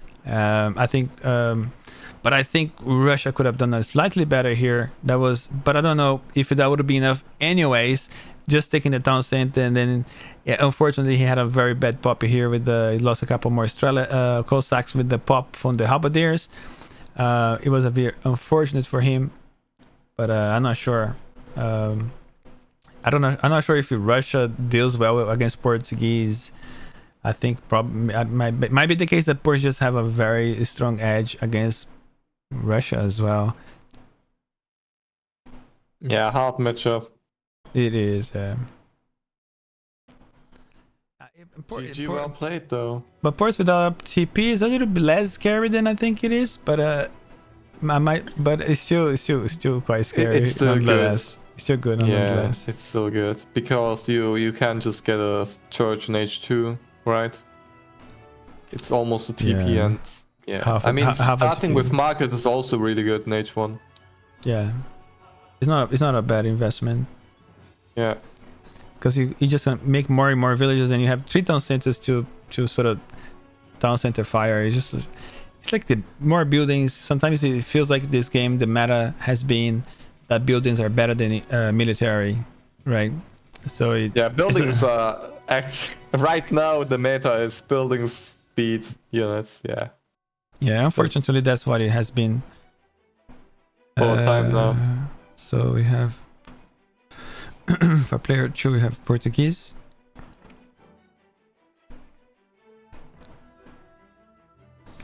and we had a victory fate. Okay, let me see if they have another game. I don't think they have yet. Excuse me. I think I'm losing my voice. You're gonna have to speak more for me. Okay, no problem. We can do that. I'm pretty sure Cheese didn't found Russia button in the last 1K game, so I don't know. So what's going on now, Moonshine? What is the other games? We need the recordings of the games. Yes, sir.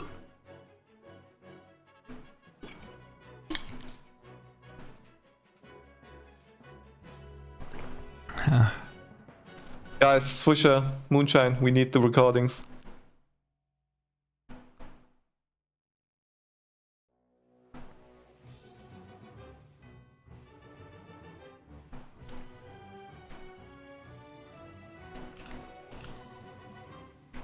I don't think he's... Ah, he saw it. He's on it. Yeah, he's sending it over.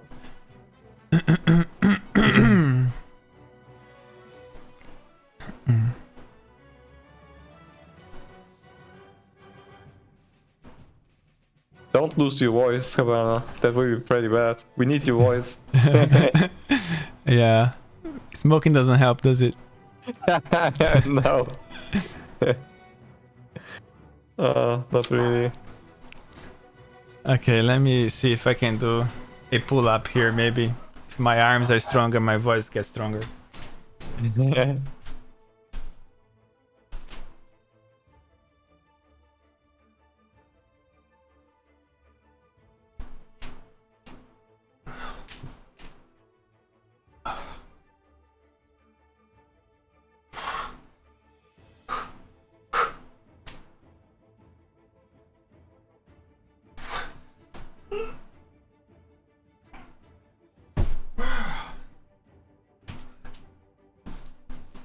Yeah, boy! New record. 4 pull-ups.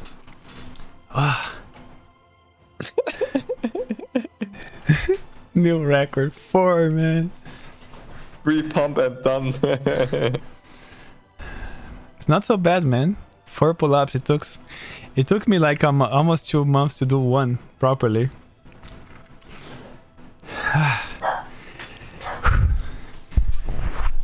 Come on, Harrison. Can you even do one? I don't even know. I have seen a lot of improvement, but probably too wide to see anything. Gun show and the real Henry. Yeah, just kidding. Now it's got really hot over here. Harrison wanted that to take off your shirt, but I think that would be plus 18. Yeah, we need like 20 subscriptions for 20 subs. striptease, yeah. Yeah, okay, alright. Harrison, you heard. Okay, let me see if you have the recordings.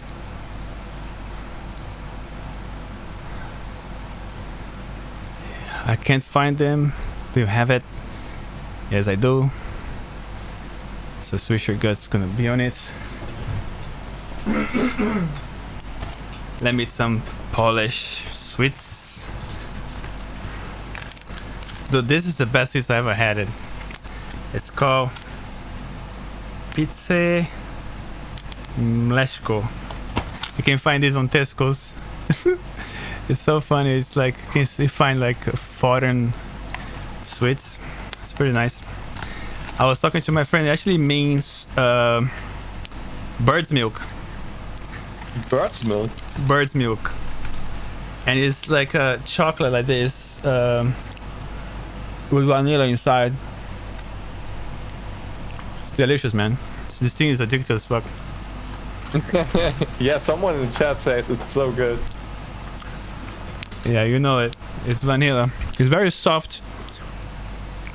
And it's surrounded by a very thin layer of chocolate. This shit is addicted, man. Yeah, very nice. Oh, we got the recording. Have we? Yeah, finally. Let's go.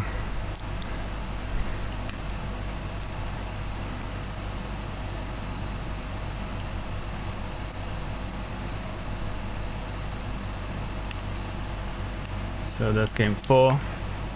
Either way, who's gonna lose, it's gonna be hurting, because both are really good guys and they are always in the chats, always playing in the tournaments. So yeah, I'm just interested in who's gonna advance to the next round. So who is gonna counter pick here? So Who did last game? Moonshine is blue. Twitch won, right? Yeah, Swish had to pick first. So he has to pick first. It's gonna be Swisher Guts this side here. Okay. No, wait. No, wait. First game. Okay, second game. Is he Swish. alternating or is it loser counter pick? No, Moonshine picked first. And Swisher got counterpicked here. Okay. So he's alternating. There's no such thing as counter pick, right? I don't think so, no. In the last tournament it wasn't like that. I don't think we changed it. Yes, I pick first. It's counter pick. So you lose. It's counter you get pick. counter Alright. pick. Okay, that's interesting. Yeah. Then So it's there not you go. alternating. We got our mirror, Ottoman mirror. So I'm gonna let you take away. Let me turn on all this noise here. Okay. What's the map? Let me check if we have introduction for us. It's New England. So sorry, it's Zagreb. What is the transition? There is no shortage of resource here. Constructing defenses on the islands in the sea or nearby the Cree and Huron settlements will help control the ocean. Forming an alliance with either of these natives will unlock some fantastic economic options. The position of the trading route varies, but is always in the middle of the map.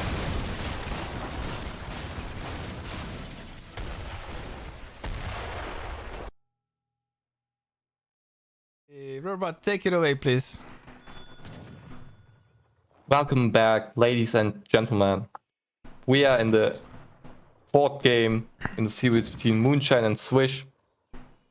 We are having a auto mirror, which should be quite interesting because the Civ auto is so toxic. You can get Spahis, you can get Abbas, you can get great bombers. I hope we get to see these units in this game. And yeah, Moonshine's going for a dog star. That's quite interesting. Swish is going for a dog as well. Okay, so we go for a water fight. That's gonna be hilarious. We have Karim here for Swisher. Let's see here. No decks chosen. Just habitual. Let's remove line of sight. Let's just. I think it'd be a little bit easier to follow through since we're both playing Ottomans. But we do have on the blue collar here Moonshine, so just keep that in mind. It's going to be easy to follow. Have 100 wood. He's just passing by. I would have fighted for that 100 wood there. Yeah, but, for sure. 100 wood is a great card. He finally sees it and coming back for it. We are on 3 villages on food, and so how many bows you are looking for here? Maybe 3 or 4. 3, 4, yeah. Depends on the treasures you get. You're gonna be listening to this gathering of this fishing nets being thrown all the time. Normally when I don't know, it doesn't sound as bad, but I have when I'm playing like recordings or even live, I don't know, the water sound of the fishing boats is so overwhelming.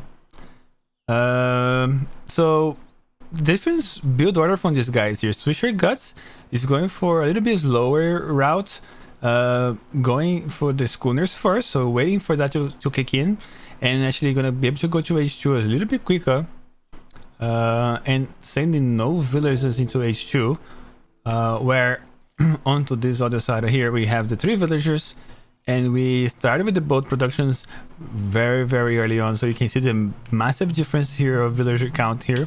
We are 16 with 9. Yeah, that's huge. Yeah, so if you in theory, Moonshine is ahead, big time, because of the 3 villagers shipment first. We don't have Sublime Port, so you're not gonna have converting all your food into wood. You're gonna have into a normal gameplay. We also have the 2 galleys and the frigates in H3. To have abases, nothing out of the ordinary, no Mamelukes, and the 5 Spahi. Sipahi, whatever. I keep saying Sipahi. I haven't adapted to the Sipahi name yet. Nice 100 food here also for Moonshine. On this other side of the map, aging up with the quartermasters. Wait, Swisher went on the island. Oh, that's interesting. That could be quite dangerous. Nice. Yeah. Because imagine if you have like a big outpost here. Now it's gonna force us some water reaction from Moonshine, especially because Moonshine is also going on water. So now all these boats here, they're coming later, but they spawn 30% faster, and they have 20 less wood cost, so they cost only 50 wood here. He has so that nice. going on for him as well. Yeah. Actually sending schooners first. He does have also the 2 galleys, no frigate though. That could be a big problem for him facing a frigate robot. Well, that would be dangerous for him to win the fight. He doesn't even have 3 galleys in H3. Like 3 galleys is sometimes better than 1 frigate, I have to say, because of the broadside attack. And But, look at this. Yeah, Yes. he got a dock there. Very, very forward, like with the dock. So what's the idea with the dock over here? Why not like an outpost or something like that? Because now he's gonna know that he's on water. Yeah, I he didn't know that he was on water, and well, he probably did because the Moonshine didn't start with a TP. Right. But oh, now he's going for, is that a tower? Yeah. Okay. Yeah, this is nice. It's gonna really help with the so if you have anything popping up from here, maybe like What is the god is popping in very early. That's really huge here for Moonshine. Big brains coming strong. I cannot hear anything. Let me see like this. Yeah, 3 for me. galleys. That's big. Wow, that's huge. So it really forced the reaction from Moonshine here. And because if you look at And Swisher the Guts fishing ball deck, died where the villager was. And yeah, the villager's dead. Villager's dead. He's gonna lose his dog here. And if you look at Swisher Guts deck, let's switch into his perspective. If you look at his deck, he has to send. He has so many galleys. water gameplay, but he's behind now. And if he loses this, if this galley here, Moonshine is gonna be unstoppable on water. Yeah.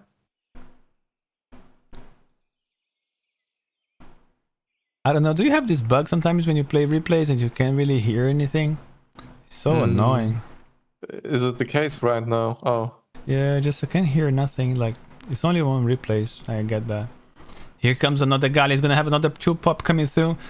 He does need to take that dock away, so it's gonna really help him. But he's taking a lot of damage as well from this, and plus the This is bad. Oh my god, he lost all of his galleys, and now it's 3-0. Yeah, he should have made more because he's pushing so strongly into that dock.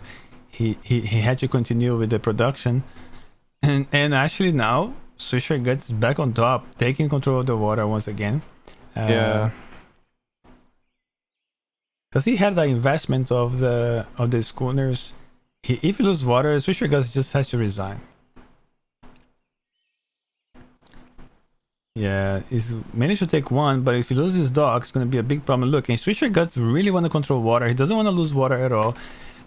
You can see the Moonshine wasn't an advantage, but now because his boats are in base, but he made the native, and now he actually managed to spend canoes. And these canoes are quite good, but I would like to actually, what he should have done instead is spawn them inside your dock, so they when you make them, they go inside your dock, and then you pop 4 or 5 of them instead of just popping 1 at a time, like he's doing this, like he's doing here, and then he's just gonna be losing those canoes. That could have been a big play, but also a very defensive outpost. It's not gonna be able to defend this at all. and Lord Grigor with the sub, with the right one sub. Yeah, for Grigor, thanks. 26 months. That's big. Oh, big supporter. Appreciate it. Yeah. And there you go. He's making some these cheap canoes here. They only cost 100 wood.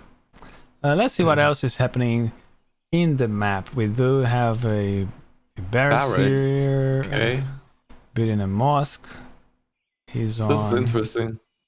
19 villagers. We do have the trading post there, trading those beautiful native creator boys. And look how many we have already. We got 5 of this, but it's still not be enough. Especially the outpost right there. We have. Yeah, the outpost is doing his job there. He's gonna lose another canoe here. He's not paying attention. Canoes are not that great, I have to say. You need many of them to actually make them to work, and they don't have much HP. Look, they don't do very well against the outposts, especially. They can deal with the galleys, but not against the outposts. I think that's Yeah. probably why it's really, really bad. Swisher Gut has no military buildings, but finally trading the couriers as well. How do they call them now? The Kree courier, the boys. There we go, sending 700 coin. He wants to age up. Oh, he's gonna age up as well. He's gonna age up behind this, and he actually has those 11 boats actually working, building 2 extra docks on that island. So he really wants to take. There's a lot of investment here into those docks. On those docks. Problem is the tower is so well placed for Swisher Guts here. You can't take it down. The range is smaller than I thought it would be. I think the range is more than that. Moonshine is not close to age up, man, and he's sent the 5 hills and all the wood shipments, and he's not very close to age up, and that could be a big problem for him. And even if it takes water at some point, maybe the damage has been done.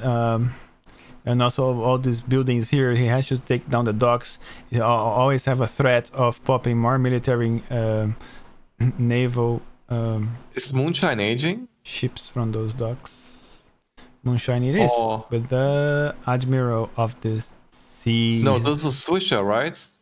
Is it Swisher? No, Moonshine is not even close. Oh. Moonshine is in trouble. And as soon as they age up, he's gonna get more 2 boats, I think. 2 more guys. He gets 1 boat and 300 wood. Is he only 1 galley? Yeah, it's only 1 galley. And there we go, the mosque is being constructed. He's on 18 Uruks instead, because he hasn't sent the 5 views just yet. But Moonshine he has a better land economy here. Also with those, he has 27 of them. And it's a good mass of military here on water for Moonshine. But we'll see what's gonna happen. And imagine if the Swisher Gut had a frigate as well. Yeah, but he doesn't have it. But he has 4 galleys and a tower. I don't think you can take this. You can't take this fight. Yeah, that age up galley is really, really helping him out. He needs, if he's gonna fight, he has to fight the galleys, not the tower, and leave the tower for last. But Yeah. but the village is actually making another outpost there. That's gonna be really frustrating for him. And Swisher's boat micro Very- is Very nice. very good. I'm actually surprised that Swisher has such a good micro on water. Yeah, Moonshine might be to take this. It's only 2, but he has to get in range. He's gonna lose. He only has a single dock as well, so it's gonna. Oh, 2 falcons. Oh, Oh boy. that's not good. Yeah, that's Now there's no way you're It's gonna be really able to take this painful. outpost anymore. Yeah, that's painful. This water is lost from Moonshine because of the 2 falcons over there, and he can easily send them over here to actually take down this dock as well. But imagine if he loses this boat, that would have been huge. They don't have a crack shot, do they? The guys, they do, right? they have a broadside attack. Imagine if they had a broadside attack onto that boat. It would be big brains. Oh, the falcons. The falcons would have been gone. And here comes now Cav Archers in the field. We do have 5 Janissaries coming here from Why Moonshine. melee? Kafaja have melee resist.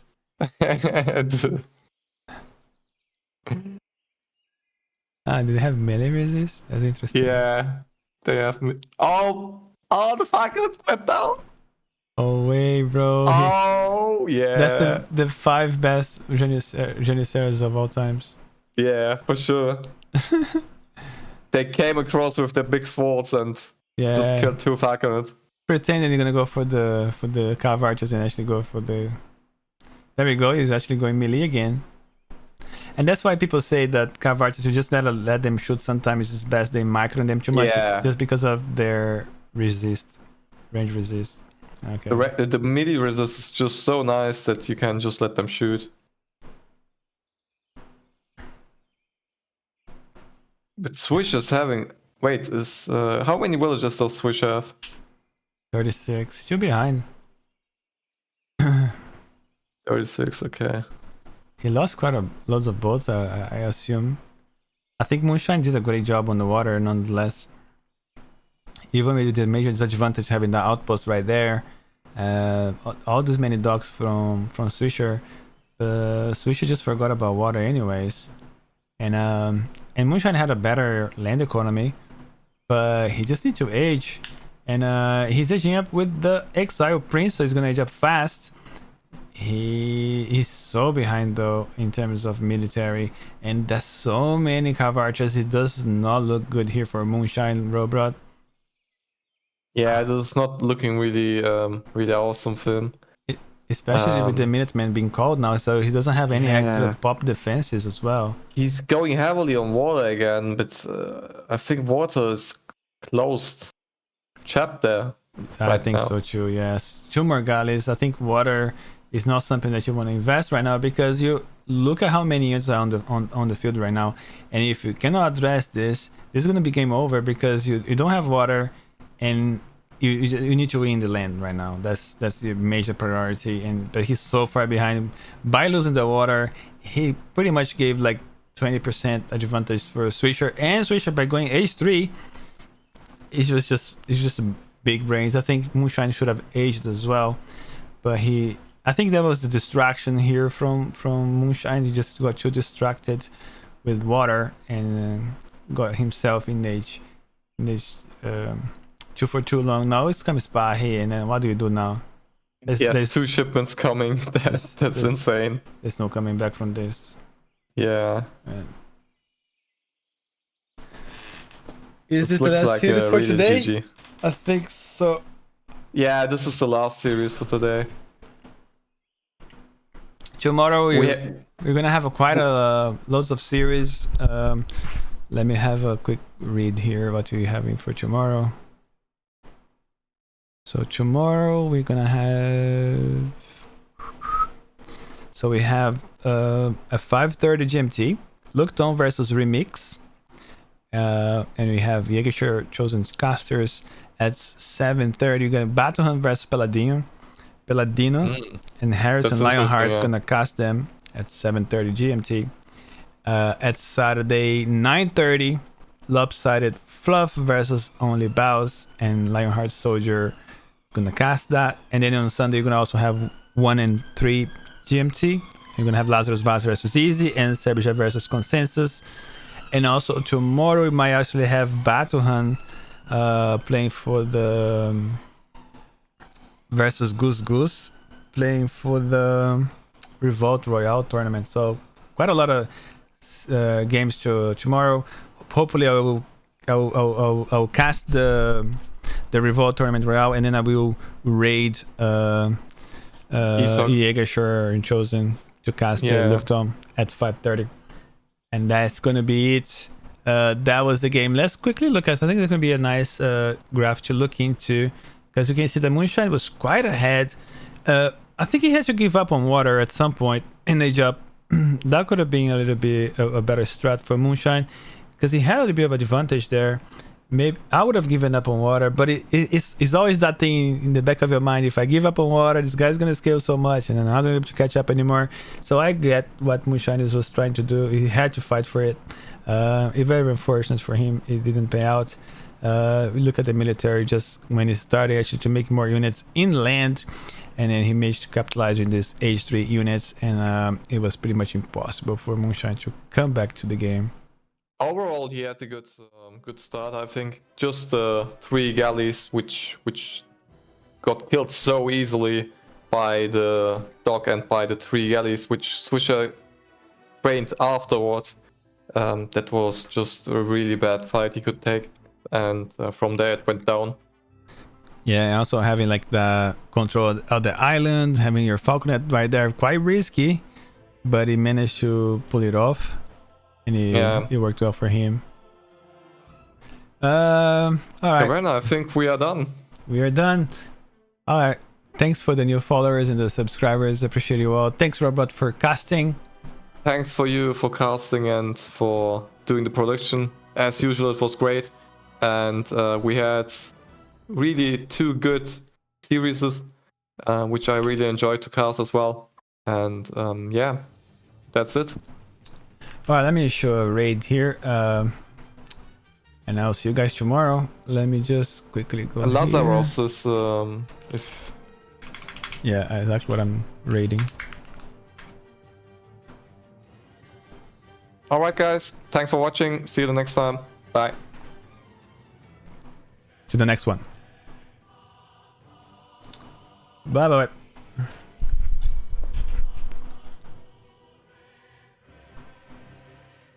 Yo, Caverna, that was amazing. As usual, man.